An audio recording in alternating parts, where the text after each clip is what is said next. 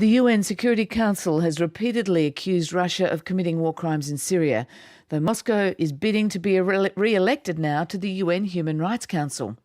Secret voting for 14 seats on the council gets underway in New York later today. Russia already holds a seat and is campaigning to hold on to it, as are a number of other countries with dubious human rights records, including Saudi Arabia, China and Egypt. An international coalition of 80 aid and human rights groups is urging countries not to back Russia's bid. UN Watch has been leading the pack. Its director, Hillel Neuer, is in Geneva. Hillel Neuer, welcome to RM Breakfast. Thank you for having me. Russia says it's running for this seat on the UN Human Rights Council and that it will win the seat back. In your view, will Russia be re-elected? Sadly, yes. We're deeply disappointed that as it stands right now, Russia may well get a repeat result as they got in the last election 3 years ago when they won every seat possible but 17, meaning they got 176 out of 193 UN GA member states supporting them. And as it stands, they may well get a repeat. We haven't had a single country. We couldn't get the United States, France, the UK. I don't think Australia has spoken out to get any country to say a word against the candidacies of Russia, China, Saudi Arabia, or Cuba, or any other country for that matter. So we're in a very depressed situation one day before the election. For the benefit of everyone listening, let's tell everyone what the resolution is that members will be voting for when they vote for for a country onto the Human Rights Council. It's, quote, to take into account the contribution of candidates to the promotion and protection of human rights.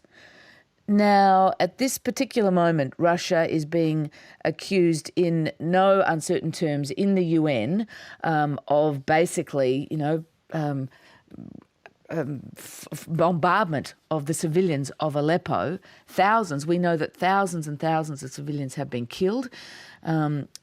Russia basically walked away from the ceasefire action in Aleppo that would have allowed aid into these people.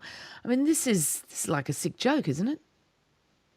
I think it is. Actually, I noticed that in Australia you had some NGOs who were concerned about the UN criticism by a UN expert of the treatment of asylum seekers, and someone named Mark Purcell of the Australian Council for International Development had commented that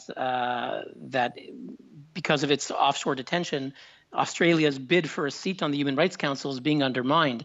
The truth, and I don't mean to be ironic here, but the truth is that if Australia were shown to be a major human rights violator, it would seem that it would only strengthen its chances of being elected. The last election, China and Russia, some of the world's major human rights violators, both got 176 seats. Saudi Arabia easily won a majority of 140 seats, so more than 2/3 of the seats.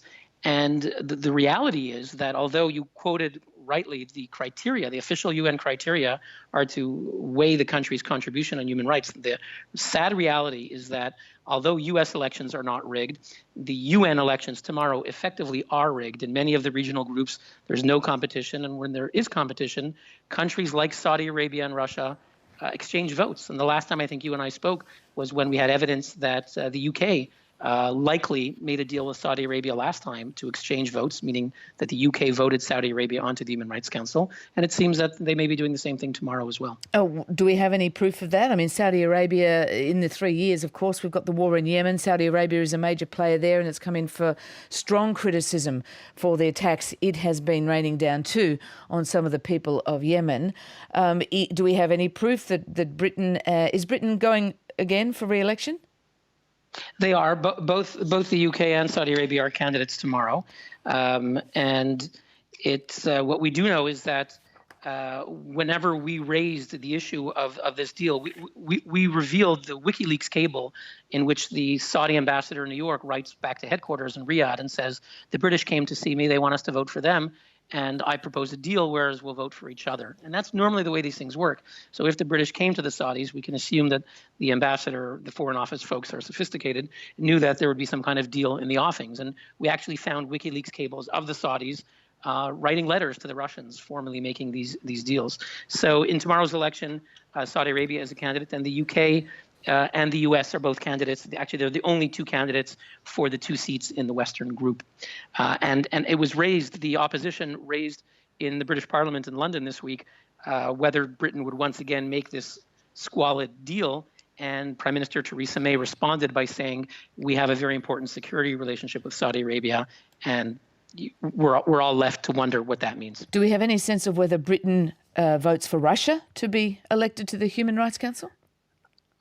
They're secret ballots, and really that's part of the problem. I know, but given these WikiLeaks drops and other things, they're not so secret, some of them.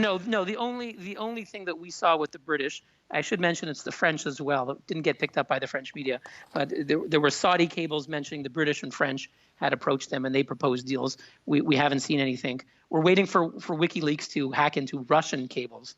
We've hacked American cables. Americans apparently don't do these deals, but when someone hacks into the Russian cables or the UK, then we'll know more about those. It's 6:23. Our guest is Hillel Neuer, Director of UN Watch, a Geneva-based non-government human rights organisation, scrutinising this UN vote that's going to happen later today to elect the 14 members to the UN Human Rights Council. Russia, China, Saudi Arabia are up for re-election, and you can see why that might be contentious. But Hillel, there is an argument that suggests, the best way to keep pushing and negotiating with countries like Russia on human rights is to keep them close in a sense. You have them on the Human Rights Council where these things are becoming more embarrassing if their human rights breaches are known. Is there any weight to that argument? No, in our experience, and I think according to empirical studies, there's no weight whatsoever to those arguments.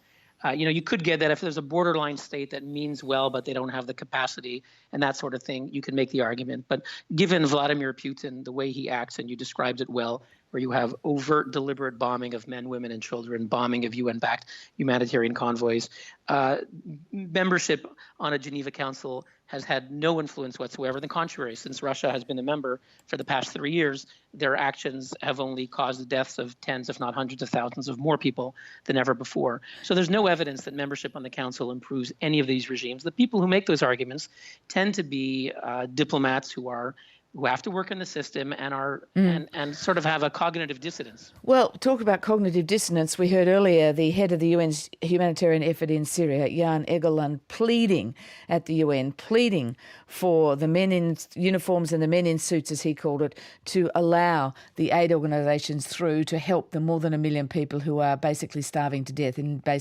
desperate need of basic supplies. And that is juxtaposed there in the UN with this vote, which, as we pointed out, is deeply ironic, if not cynical. Yes, indeed. I mean, if we try to fathom what's happening in Syria, and it's really hard to imagine the depth of the inhumanity that's happening every day there.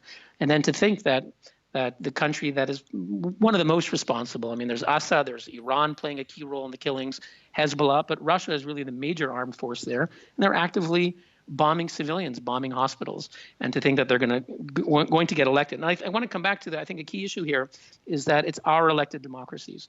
I'm Canadian. I live in Switzerland. You're in Australia, the United States. None of these countries, no European Union country, no one is saying a thing. And even though the Obama administration had pledged some years ago that they would speak out against, sordid regimes taking leadership roles in UN bodies, they really haven't said a word, and I think it's shameful, and I think it's a sad moment for the United Nations and for its Human Rights Council, which is supposed to be marking the 10th anniversary of its reform. In fact, we're back to square one. Hillel, thank you very much for joining us again. Thanks for having me. Hillel Neuer, Director of UN Watch, a Geneva-based non-government human rights organisation scrutinising the UN. Later today, as we've mentioned, voting begins in New York for those 14 seats on the UN Human Rights Council.